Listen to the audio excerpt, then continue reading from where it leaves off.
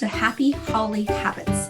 Today, we're really excited to have Liz with us today. She is a Ziglar Life Coach, and she is going to share with us some top tips on how to live your happy, holy life. So, Liz, please take the floor. Thank you so much, Janet. It's such a pleasure to be on here. I love this little snippet, Happy Holy Habits. That's perfect. I'm all about habits. The fastest way to success is to transform bad habits to good habits. And that's what I work on with my life coach clients. I am a Ziglar Life Coach.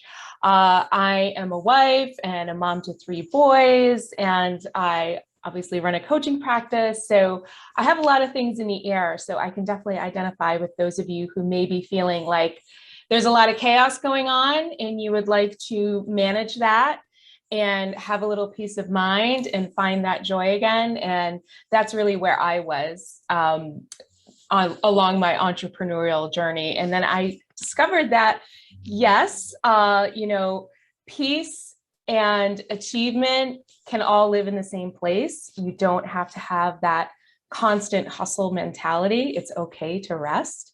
And since I found that blueprint for joy, I just like to share it with others. And so I love coaching Catholic women to go from daily chaos to simplicity. And I have basically 3 strategies for that. And they sound simple, but simple is not always easy. So sometimes you need some help along the way. Number 1 is choosing your input. This means what is going on in your mind. What are you consuming? And I don't mean food. What are you reading? What are you listening to? What are you watching? Is it positive? Is it good? Is it going to help propel you forward to where you want to go? So really take a look at that. And, maybe there's some adjustments you need to make. And I'm going to share with you a self-talk card. And it's just a great little tool. There's directions right on there on how to use it. And it's just to help build that self-esteem, that self-image. And once you start saying it enough and getting into that habit, you start to believe it. Might feel a little hokey at first reciting it. It's okay. Stick with it. So give it a try. I used to think that self-affirmations, were a little woo-woo until I actually tried it and they worked. So there you go. Yeah. That's tip number 1, input. Tip number 1, input. Tip number 2, choose your principles and values. Okay. This is what you choose to live by, right?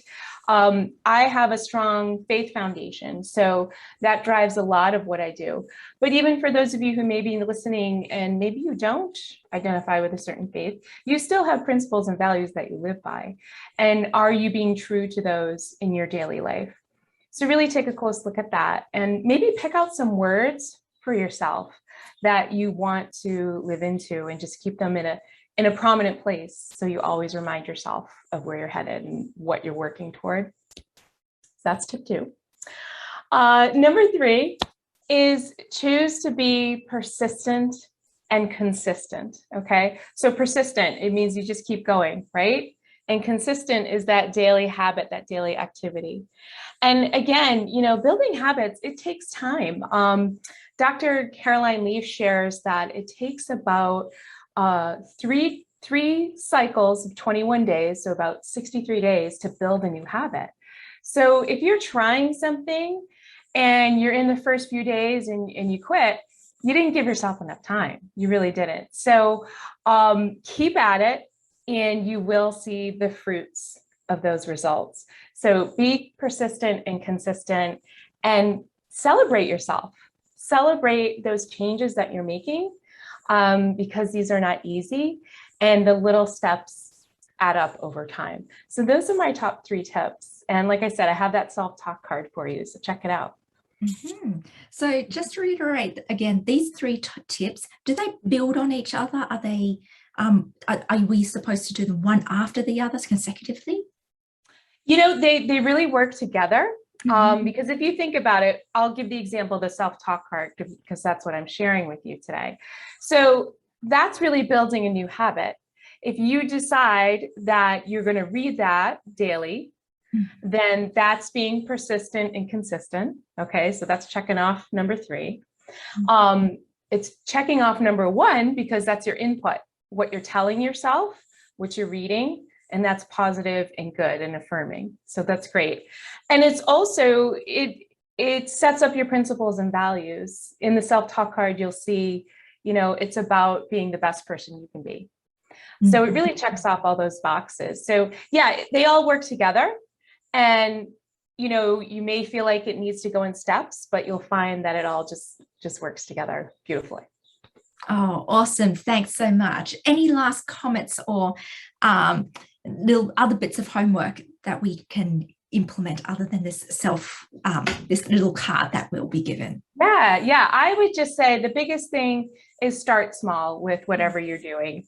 I know I was always guilty of making these Herculean leaps. And then when I didn't reach it, I felt like a failure, which is not true. It's just that the scope was too big. So take bite-sized pieces. So if you're starting a self-talk card and you've never done something like that before, and you do it 3 days out of 7 days of the week, that's more than you've ever done it. So just keep going and build on it. Amazing. Thanks so much, Liz. So everybody, the link to Liz's gift would be down below. And if you have any comments, please let us know.